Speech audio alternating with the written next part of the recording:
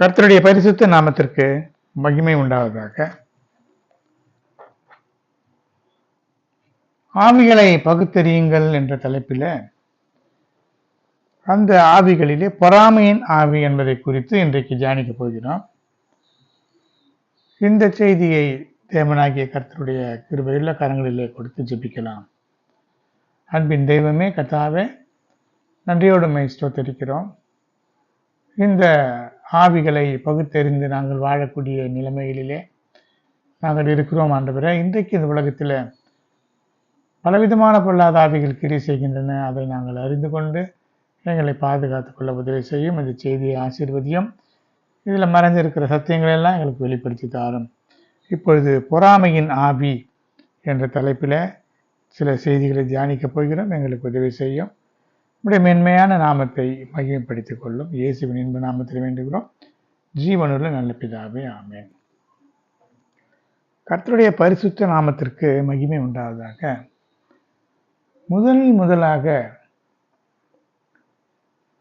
இந்த மனித குலத்துக்குள்ளே புகுந்ததான ஒரு முக்கியமான ஒரு பிசாசனுடைய ஆவி இந்த பொறாமையின் ஆவி.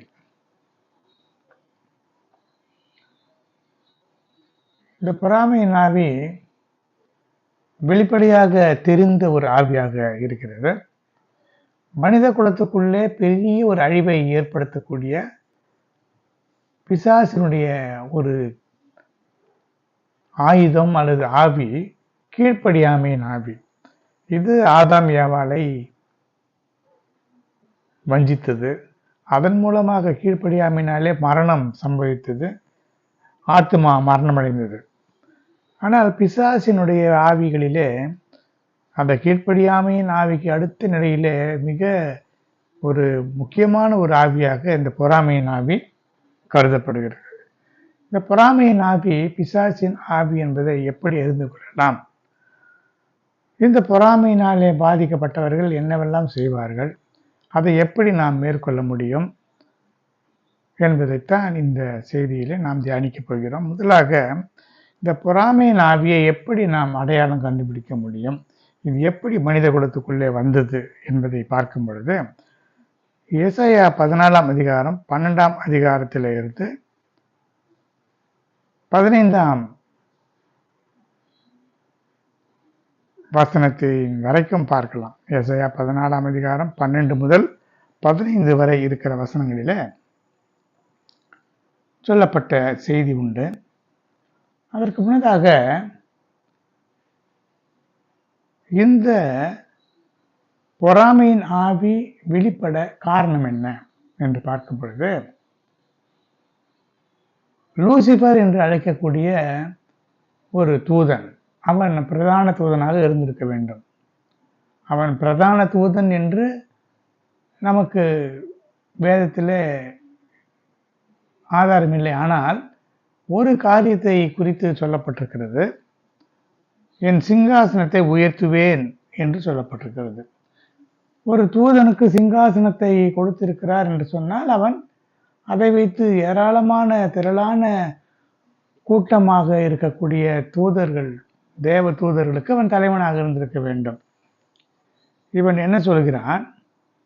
அதிகாலையின் மகனாகிய விடிவெள்ளியே, நீ வானத்திலிருந்து விழுந்தாயே, ஜாதிகளை ஈடப்படுத்தினவனே, நீ தரையிலே விழ வெட்டப்பட்டாயே. இதனுடைய பொருள் என்னவென்று சொன்னால், அதிகாலையின் மகனாகிய விடிவெள்ளி என்று சொன்னால், விடிவெள்ளி நட்சத்திரத்தை போல மிக ஜோதியாக வானத்தில் இருந்தவன், தேவனுடைய சன்னிதானத்தில் இருந்தவன், அவனை தரையிலே கீழே விழும்படியாக விழ தள்ளினார். ஏன் தள்ளினார் என்று சொன்னால், அவன் தன்னுடைய இருதயத்தில் சொல்லுகிறான். இருதயத்தில் என்ன சொன்னா, நான் வானத்துக்கு ஏறுவேன். ஏன் அவன் வானத்திலே தான் இருக்கிறான், அப்புறம் ஏன் வானத்துக்கு ஏறுவேன் என்று சொல்கிறான் என்று சொன்னால், வானம் என்பது நமக்கு தெரிந்த வரையிலே நம் கண்களுக்கு தெரிகிற வானம் என்பது ஆகாய விரிவு. இது வானம் என்று சொல்லக்கூடிய அந்த வான மண்டலங்களுக்கு பூமிக்கு நடுவிலே இருக்கிறதான ஒரு படலம். இதுதான் நம் கண்களுக்கு தெரிகிறது. இதற்கு பிறகு முதலாம் வானம், இரண்டாவது வானம், மூன்றாவது வானம் என்று 3 வானங்கள் இருக்கிறதாக நான் 1 கொரிந்தியர் 12ஆம் அதிகாரத்தில் பரிசுத்த பவுல் சொல்லுகிறார். நான் 3ஆம் வானம் வரைக்கும் அவர் எடுத்துக்கொள்ளப்பட்டதாக சொல்லுகிறார். இந்த 3 வானங்கள் நமக்கு உண்டு. இந்த 3 வானங்களுக்கு மேலாக எத்தனை வானங்கள் இருக்கிறது என்பது நமக்கு தெரியாது. ஆனால் இந்த வானாதி வானங்களுக்கு மேலாக அவர் தன்னுடைய சிங்காசனத்தை ஸ்தாபித்திருக்கிறார் என்று தேவனை பற்றி செய்தி நமக்கு வேதத்தில் சொல்லப்பட்டிருக்கிறது. அப்படியானால் இந்த 3வது வானம் என்பது பரதீசு என்று அழைக்கப்படுகிறது.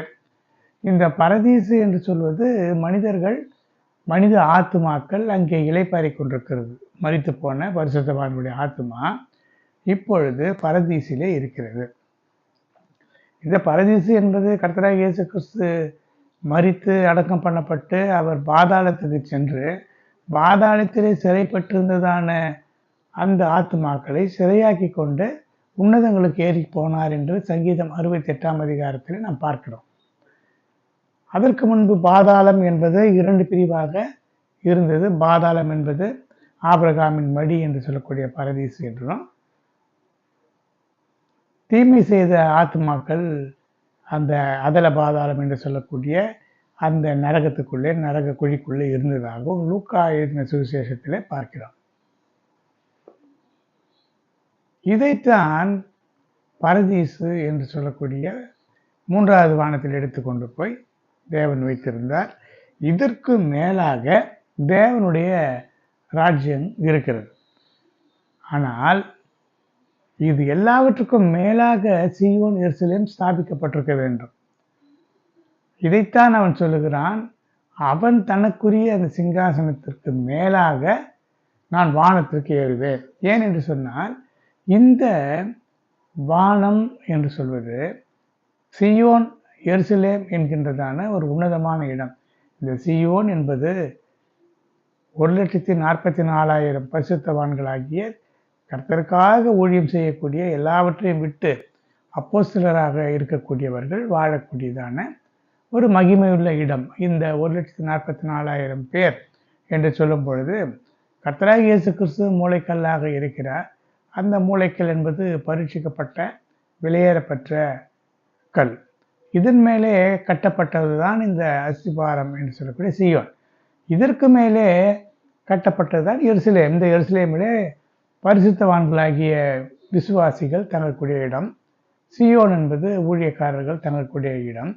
இந்த இடத்திலே சிங்காசனத்திலே பிதாவாகிய தேவனும் குமாரனாகிய கிறிஸ்துவும் இருக்கிற இடத்திலே அந்த சிங்காசனங்களிலே அமர்ந்திருக்கக்கூடியவர்கள் பரிசுத்தவான்கள்.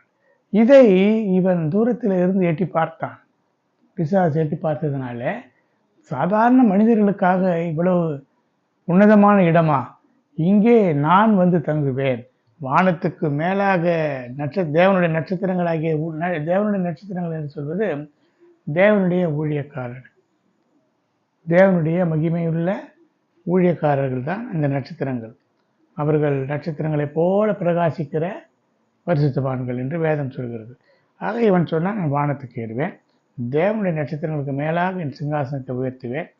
வடபுறங்களிலே இருக்கிற ஆராதனை கூட்டம், வடபுறத்திலே இருக்கிறதான சீயோன் பர்வதம், அது வடிப்பமான ஸ்தானம் உடையது என்றெல்லாம் நாம் சங்கீத புத்தகத்தில் வாசிக்கிறோம். இந்த ஆராதனை கூட்டமாகிய சீயோன் பர்வதத்திலே இவன் போய் வீற்றிருப்பேன். என்னுடைய சிங்காசனத்தை அந்த ஊழியக்காரர்களுக்கு மேலாக உயர்த்துவேன், மேகங்களுக்கு மேலாக உன்னதங்களிலே ஏறுவேன், உன்னதமானவருக்கு ஒப்பாவேன் என்று அவன் தன் இருதயத்தில் சொன்னான். தேவனுக்கு ஒப்பாக அவன் தன்னை மாற்றினான். இருதயத்தில் தான் சொன்னான். ஏனென்றால் இந்த பிசாசுகளுக்கு, தேவ தூதர்களுக்கு தேவனுடைய வாயின் சுவாசத்தினாலே உருவாக்கப்பட்டபடினாலே அவர்களுக்கு நம்மை போல சரீர அமைப்பு கிடையாது. ஒரு ஒளியின் உருவம்தான் அவர்களுக்கு உண்டு. அதனாலே அகாதமான பாதாளம் என்று சொல்லக்கூடிய நரகத்தில் அவனும் அவனோடு கூட இருக்கிறதான கூட்டமும் தள்ளுண்டு போயிற்று என்று ஏசாயா தீர்க்கதரிசி இந்த காரியங்களை சொல்லுகிறார். இதற்கு அடிப்படை காரணம் என்னவென்றால் பொறாமை. மனிதனுக்கு இவ்வளவு நல்ல உன்னதமான இடமா இது நமக்கு வேண்டும் என்று நினைத்ததுனால என்ன நடந்தது, அவனுக்கென்று இருந்ததான அந்த சிங்காசனம் கூட அவனை விட்டு நீங்கி போயிற்று. அந்த இடத்தை கூட அவனால் தக்க வைத்துக் கொள்ளாதபடிக்கு அதில் இருந்து தள்ளுண்டு போனான். இதில் இருந்து நாம் என்ன தெரிந்து கொள்கிறோம்? பொறாமைப்படும் பொழுது அவர்கள் தன்னுடைய ஸ்தானத்திலே அவர்களுக்கு ஏற்கனவே இருக்கிறதும் பறி போய்விடும்.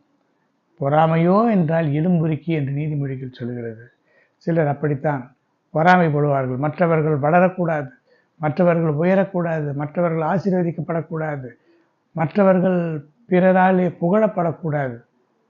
இது உளவியல் ரீதியாக பார்க்கும் பொழுது நார்சிசிஸ்டிக் பர்சனாலிட்டி டிஸார்டர் என்று சொல்லலாம். இந்த நார்சிசிஸ்டிக் பர்சனாலிட்டி டிஸார்டருக்கு அவர்களுக்குள்ளே பலவிதமான சுபாவங்கள் உண்டு. அதிலே ஒன்று பொறாமை. மற்றவர்களாலே புகழப்படக்கூடாது. மற்றவர்கள் யாராவது ஒரு மனிதனை புகழ்ந்து விட்டால் அதை தாங்கிக் கொள்ள இவர்களால் முடியாது. எல்லாரும் இவரைத்தான் புகழ வேண்டும், இவரை மிக உயர்வாக நினைக்க வேண்டும், இவரை உன்னதமான இடத்திலே தூக்கி வைக்க வேண்டும், இவர்தான் மிகுந்த அறிவுள்ளவர், அழகுள்ளவர், ஒரு உன்னத ஸ்தானத்திற்கு தகுதியானவர் என்று மற்றவர்களாலே புகழப்பட வேண்டும் என்பதற்காக மிகுந்த சிரத்தை கொண்டு இவர்கள் தங்களை அலங்கரிக்கிறதோ, தங்களை உயர்த்தி காட்டுவதோ, தங்களுடைய பேச்சு, நடத்தை, நடை, உடை, பாவனைகளிலெல்லாம் ஒரு பெரிய ஒரு மாறுதலை அவர்கள் காண்பிப்பார்கள். இதையெல்லாம் பார்க்கும்போது இவர்களுக்குள்ளே பொறாமை நாவி இருக்கிறது. மற்றவர்களை யாராவது புகழ்ந்து பேசினால் அவர்கள் முகமே மாறிவிடும், அந்த இடத்தை விட்டு போய்விடுவார்கள். இது பொறாமையின் ஆவியினாலே ஏற்படக்கூடியது. இந்த பொறாமையின் ஆவி இந்த பிசாசினிடத்தில் இருந்தது முதலாக மனித குலத்திலே ஒரு மனிதனுக்குள்ளே பிரவேசித்தது. அவன் யார் என்று சொன்னால் ஆதாமுடைய மகனாகிய காயின். ஆதியாகமம் 4ஆம் அதிகாரம் 1 முதல் இருக்கிற வசனங்களை பார்க்கும் பொழுது ஆதாமுக்கும் ஏவாளுக்கும் காயின், ஆபேல் என்ற 2 பிள்ளைகள் பிறந்தார்கள். ஆபேல் ஆடுகளை மேய்க்கிறவனாக இருந்தான். காயின் நிலத்தை பயிரிடுகிறவனாக இருந்தான். காயின் நிலத்தின் கனிகளை கர்த்தருக்கு காணிக்கையாக கொண்டு வந்தான். ஏதோ சிலவற்றை காணிக்கையாக கொண்டு வந்தான். ஆபேல் என்ன செய்தான்? தன் மந்தையிலே இருக்கக்கூடிய தலையீற்றுகள், தலையீறு என்று சொன்னால் முதல் போட்ட குட்டி எப்பொழுதுமே சற்று செழுமையானதாக இருக்கும், நலமானதாக, வளமுள்ளதாக, சதைப்பற்றுள்ளதாக, நல்ல புஷ்டியான ஒன்றாக இருக்கும். அப்படி கொள்மையானவற்றை சிலவற்றை கொண்டு வந்தான். கர்த்தர் என்ன செய்தார்? ஆபேலையும் அவன் காணிக்கையையும் கர்த்தர் அங்கீகரித்தார்.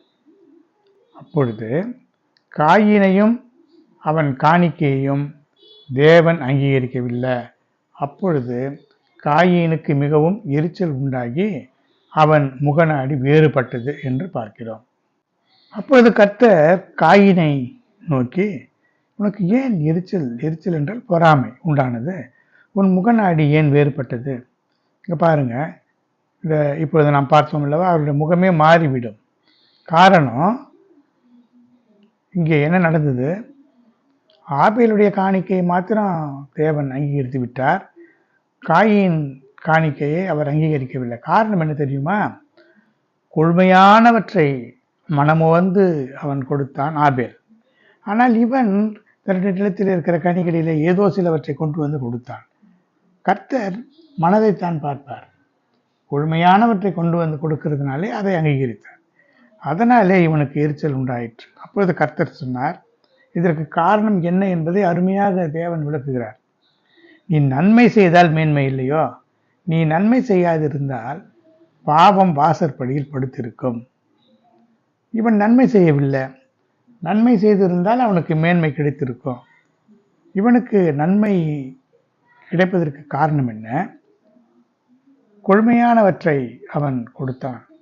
அதனாலே தேவன் அவனுக்கு நன்மையை செய்தார். ஆனால் இவனுக்கு பொறாமை தான் வந்தது. இதற்கு காரணம், அடிப்படையான காரணம், பிசாசின் பொறாமையின் ஆவி இவனுக்குள்ளே வந்துவிட்டது. இதனால என்ன நடந்தது? காயின் தன் சகோதரனாகிய ஆபேலோடு கூட பேசி அவர்கள் வயல்வெளியிலே இருக்கிற சமயத்திலே காயின் தன் சகோதரனாகிய ஆபேலுக்கு விரோதமாக எழும்பி அவனை கொலை செய்தான். பாருங்க, பொறாமை எங்கே கொண்டு போய் அவனை வீட்டி விட்டது. அடுத்து பிசாசனுடைய ஆவி, கொலைபாதக ஆவி. மத்தேயு எழுதின சுவிசேஷத்துல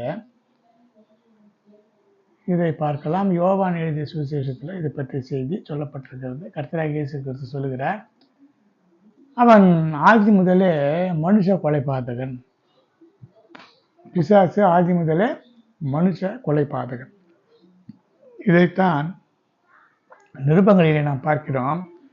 தன் சகோதரனை பகைக்கிற எவனும் மனுஷ கொலைபாதகனாக இருக்கிறான். இந்த கொலைபாதக ஆவி பிசாசினுடையது. இந்த கொலைபாதக ஆவியினுடைய அடிப்படை காரணம் பொறாமையின் ஆவி. இவன் பொறாமை நிமித்தமாக தன்னுடைய சொந்த சகோதரனை பகைக்கிறான், அவனை கொலை செய்கிறான். அப்பொழுது கர்த்தர் காயினை நோக்கி, ஆபேல் எங்கே என்று சொல்லும்போது, அவனை நான் அறியேன், என் சகோதரனுக்கு நான் காவலாளியா என்று சொல்லி தேவனை எதிர்த்து பேசுகிறான் என்றால், பிசாசு எதிர்த்து பேசுகிறவன், எதிர்த்து பேசுகிற ஆவி பிசாசினுடைய ஆவி என்பதனால இங்கே காயினும் தேவனையே எதிர்த்து பேசுகிறான். அப்பொழுது தேவன் சொல்லுகிறார், நீ அவனை என்ன செய்தாய்?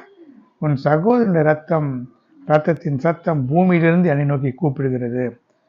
ஆகவே உன் சகோதரனுடைய இரத்தத்தை உன் கையிலே வாங்கி கொள்ள தன் வாயை திறந்த இந்த பூமியிலே நீ சபிக்கப்பட்டிருப்பாய் என்று சொல்லுகிறார்.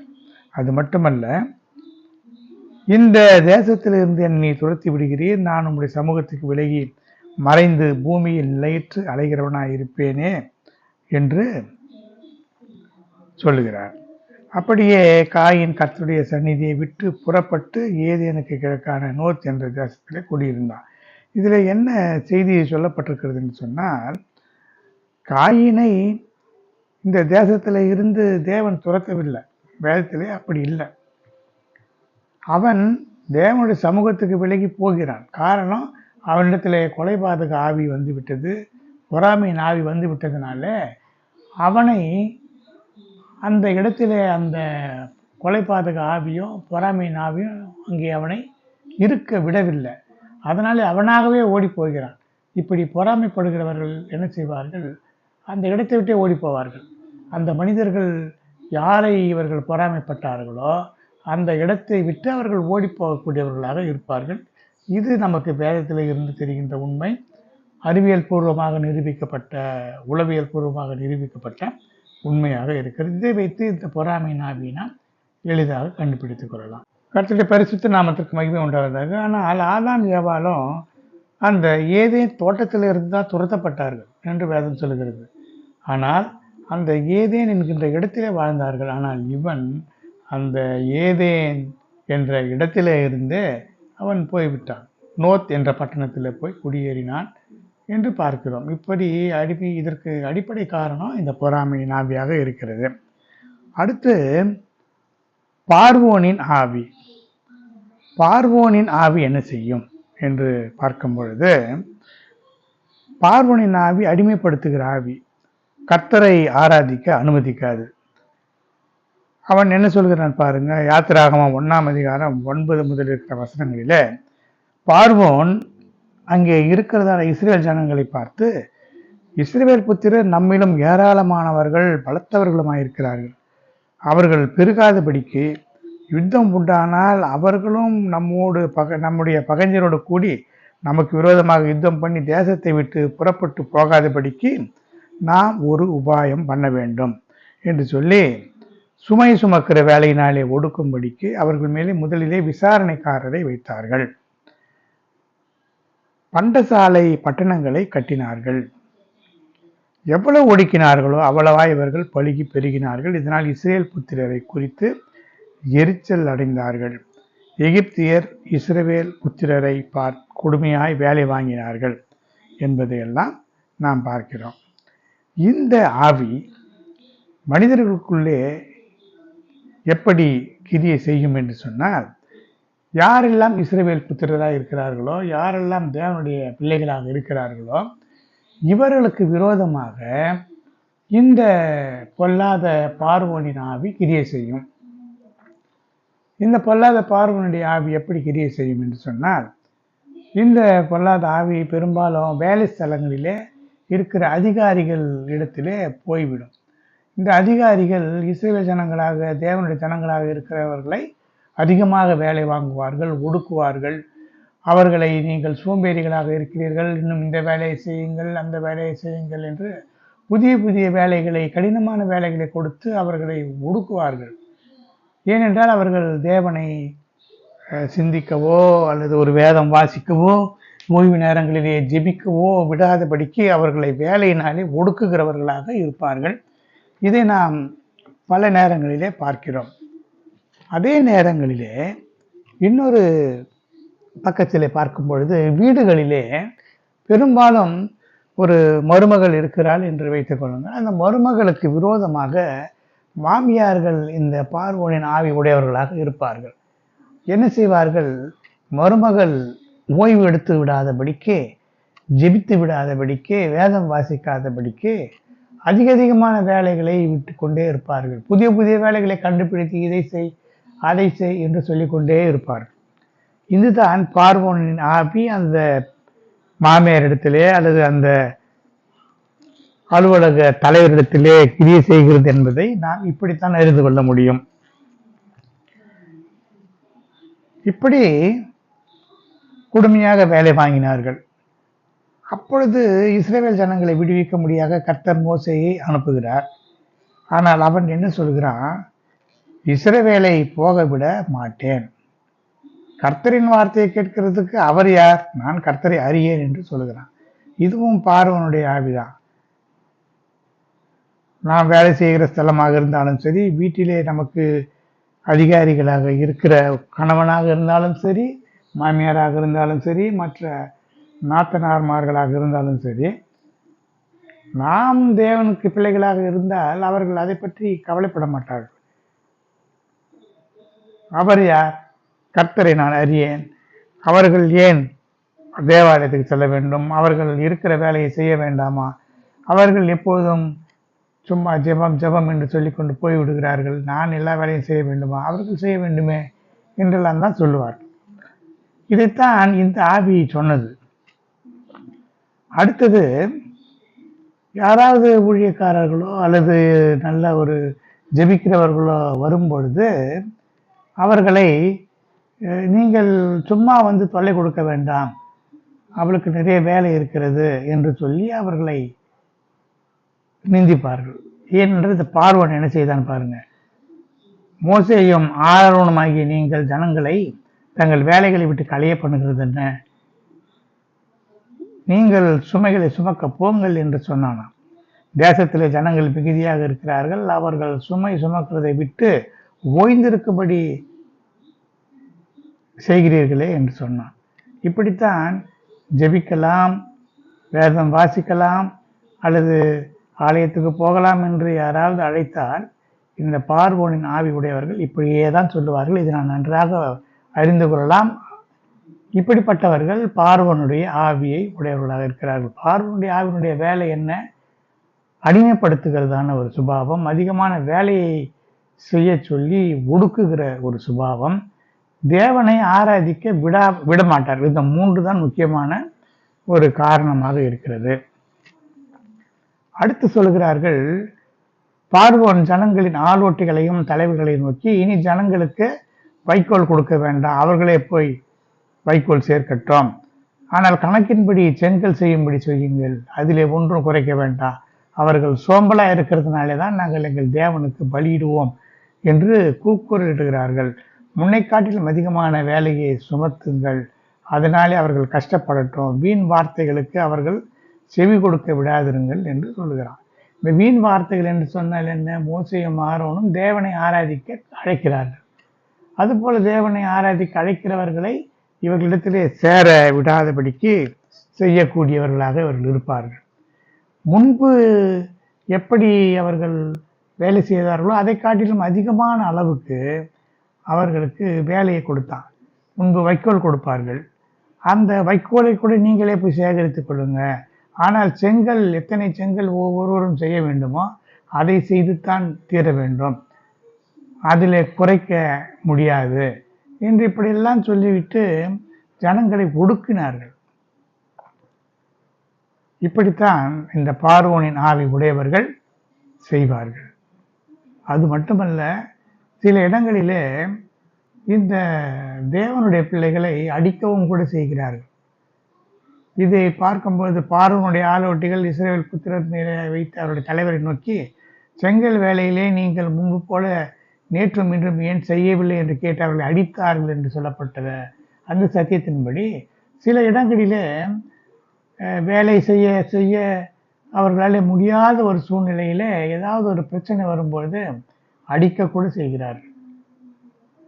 நீ முன்பு போல வேலை செய்கிறது இல்லை, நீ சோம்பேறியாகிவிட்டாய், எப்பொழுது பார்த்தாலும் வேதம் வாசிக்கிறேன், ஜெபிக்கிறேன், ஆலயத்துக்கு போகிறேன் என்று சொல்லி நீ ஒரு சாக்கு போக்கு சொல்லி கொண்டு போய் விடுகிறார் என்றெல்லாம் சொல்லி துன்புறுத்துகிறதெல்லாம் இந்த கணவனாக இருந்தாலும் சரி, மாமியாராக இருந்தாலும் சரி, நாத்தனாராக இருந்தாலும் சரி, இந்த பெண்ணை இப்படி துன்பப்படுத்துகிறவர்கள் இன்றைக்கு நிறைய பேர் உண்டு என்பது நம் கண்கூடாக பார்த்து கொண்டிருக்கிறதான செய்திதான். அடுத்து, நீங்கள் சோம்பலாக இருக்கிறீர்கள், அதனாலே தான் போக வேண்டும், கர்த்தருக்கு பலியிட வேண்டும் என்று சொல்கிறீர்கள் என்று சொல்லி அவர்களை துன்பப்படுத்துகிற செய்தியை நாம் பார்க்கிறோம். அடுத்து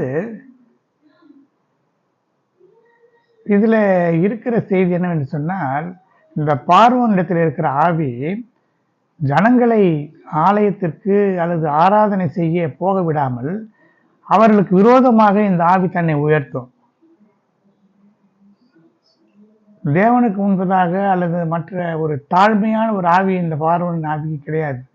இதுவரைக்கும் நீ தாழ்த்த மனதில்லாது இருப்பாய், என் சமூகத்தில் என்னை ஆராதிக்க முடியும், என் ஜனங்களை போகவிடு என்று தேவன் சொன்னது போல இவர்கள் கேட்க மாட்டார்கள். இங்கே மோசேயினுடைய காரியத்தில் மோசே கேட்கிறான், நீ என் ஜனங்களை அனுப்பிவிடு என்று கர்த்தர் கேட்கிறார் என்று சொல்லும் பொழுது பலவிதமான வாதைகளை தேவன் அனுப்பினார்.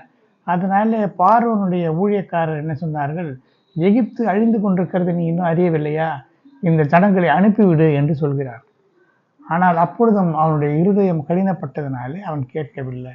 இப்படி இந்த பார்வோனின் ஆவி உடையவர்கள் பலவிதமான உபாதைகளுக்குள்ளே கர்த்தராலே ஆளானாலோ அவருடைய இருதயம் கடினப்பட இன்னும் தேவன் அவர்களை வாதிக்கும்படியாக அவர்கள் இன்னும் இருதய கடினத்தை அவரே கூட கொடுப்பார்.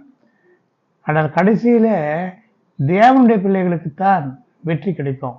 யார் ஒடுக்கினார்களோ அவர்கள் ஒடுங்கி போவார்கள், அவர்கள் அமிழ்ந்து போவார்கள், அவர்கள் சமுத்திரத்திலே மூழ்கி போவார்கள். இதை நாம் நன்றாக இந்த எகிப்தின் காரியங்களிலே இருந்து நன்றாக அறிந்து கொள்கிறோம். அடுத்தது, புருஷராகிய நீங்கள் போய் கர்த்தருக்கு ஆராதனை செய்யுங்க, பெண்கள் குழந்தைகள் எல்லாம் இங்கேயே இருக்கட்டும் என்று சொல்லுகிற அந்த சத்தியத்தின்படி என்ன சொல்வார்கள், ஏன் வீட்டிலேயே ஜெபம் பண்ணால் போதாதா, வீட்டிலேயே வேதம் வாசித்தால் போதாதா, தேவாலயத்துக்கு சென்று தான் ஆராதனை செய்ய வேண்டுமா, எங்கெல்லாம் போக வேண்டியதில்லை, வீட்டிலேயே இரு என்று சொல்லி விட்டு விடுவார்கள். வீட்டிலேயே இருக்கும்படி சொல்லுவார்கள். இதை எப்படி மேற்கொள்ள முடியும்? இஸ்ரேல் ஜனங்கள் எப்படி மேற்கொண்டார்களோ அப்படித்தான் மேற்கொள்ள முடியும். எப்படி மேற்கொண்டார்கள்? யாத்திராகமம் 14 அதிகாரம் 26 அதிகாரத்தில் மோசே உன் கையை சமுத்திரத்தின் மேல் நீட்டு என்று சொன்னார். மோசே தன் கையை சமுத்திரத்தின் மேலே நீட்டின பொழுது சமுத்திரம் பலமாய் திரும்பி வந்தது. எகிப்தியர் அதற்கு எதிராக ஓடும்போது கர்த்தர் அவர்களை கடலின் நடுவே கவிழ்த்து போட்டார். ஒருவனாகியும் தப்பவில்லை. பார்வோனுடைய இராணுவம் அனைத்தும் மூடிக்கொண்டது. ரதங்கள், குதிரை வீரர்கள் எல்லாம் மூழ்கி போனார்கள். அதே கையினாலே மோசையை நீட்டின போது செங்கடல் 2ஆக பிளந்தது. இஸ்ரவேல் ஜனங்கள் எல்லாம் அதன் வழியாக நடந்து வந்தார்கள். மீண்டும் அதே கோலை உயர்த்திய பொழுது அது அப்படியே அவர்களை மூடிக்கொண்டது. இப்படித்தான் தேவனுடைய ஜனங்களுக்கு விரோதமாக கிரியை செய்கிறவர்கள் அழிந்து போவார்கள்.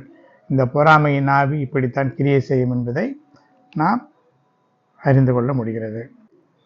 கர்த்தருடைய பரிசுத்த நாமத்துக்கு மகிமை உண்டாவதாக. இப்படி இந்த பொறாமையின் ஆவி அந்த பொறாமையை உடையவர்களை அழித்துவிடும்.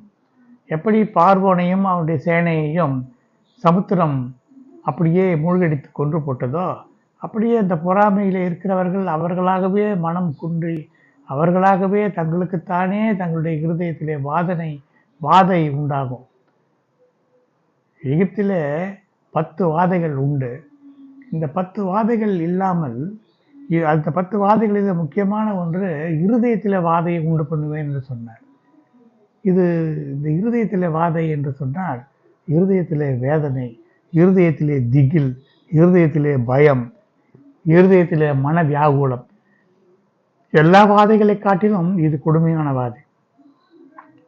தேவன் சொன்னார், பார்வோனை பார்த்து பார்வோனுக்கும் அவனுடைய சேனைக்கும் அல்லது பார்வோனுடைய ஜனங்களுக்கும் அவர்கள் இருதயத்திலே வாதையை உண்டு பண்ணுவேன் என்று சொன்னார். இப்படி இந்த பொறாமையின் ஆவி உடையவர்களை இருதயம் அந்த பொறாமை தீயினாலே வெந்து வெந்து வெந்து எலும்புருக்கியில, பொறாமையோ என்றால் எலும்புருக்கி என்று சொல்லப்பட்டது போல மிகுந்த துக்கத்துக்குள்ளே அவர்கள் போவார்கள். நம்மாலே உயர முடியவில்லையே, இவன் உயர்த்தப்படுகிறானே, இவன் புகழப்படுகிறானே, இவனுக்கு எல்லாம் நன்மையாகவே நடந்து கொண்டிருக்கிறதே என்று சொல்லி அந்த துக்கத்திலேயே அவர்கள் அமிழ்ந்து போவார்கள். தேவனை துதிக்கிறவர்கள் உயர்த்தப்படுகிறார்கள். ஆனால் தேவனை துதிக்காமலேயே இந்த உயர்வு கிடைக்க வேண்டும் என்று நினைத்தார். அது முடியுமா? இது பார்வோனின் ஆவி கொடுக்கிறதான ஒரு பெரிய சாபம். பார்வோனின் ஆவி உடையவர்கள் இப்படித்தான் தங்களை தாங்களே வேதனைப்படுத்திக் கொள்வார்கள், தங்களை தாங்களே அநேக வேதனைகளாலே உருவ குத்தி கொள்வார்கள் என்று நாம் நன்றாக பல அனுபவங்களை இதை பற்றி பல அனுபவங்கள் உடையவர்களாக இருக்கிறோம். எனவே இந்த பொறாமையை, அது பிசாசினுடைய ஆவி என்பதை அறிந்து கொண்டு இந்த பொறாமையில் இருந்து நாம் நம்மை பாதுகாத்து கொள்ள வேண்டும். இந்த பொறாமை வந்தால் அது கீழ்ப்படியாமையை கொடுத்துவிடும். தேவனையை எதிர்த்து பேசுகின்றதான ஒரு எதிர்க்கிற ஆவியை கொடுத்துவிடும். கொலைபாதக ஆவியை கொடுத்துவிடும். நம்முடைய ஸ்தானத்தை விட்டு அலைகிறவர்களாக போய்விடுவோம். நம்முடைய இருக்கிற இடத்தை விட்டே நாம் துரத்துண்டு அலைந்து திரிந்து இங்கும் அங்குமாக அலைந்து கொண்டிருப்போம். இப்படி பல விதமான காரியங்களை நாம் வேதத்திலே பார்க்கிறோம். காயினுடைய விஷயத்தை பாருங்கள். காயின் இப்படிப்பட்ட ஒரு வேதனையை அனுபவித்தான். அந்த தேசத்திலேயே இல்லாமல் ஓடி போய்விட்டான். கடைசியிலே அவனுடைய வாழ்க்கையை பார்க்கும் பொழுது ஆதாமுடைய சந்ததிக்கு விரோதமாக இவர்கள், ஆதாமுடைய சந்ததி தேவனுடைய சந்ததி என்று சொல்லப்பட்டது. இவனுடைய சந்ததி மனுஷகுமாரத்திகள் என்று அழைக்கப்பட்டார்கள். இந்த ஆதாமுடைய சந்ததியோடு இவர்கள் சேர முடியாதபடிக்கு கர்த்தர் தடுத்தார்.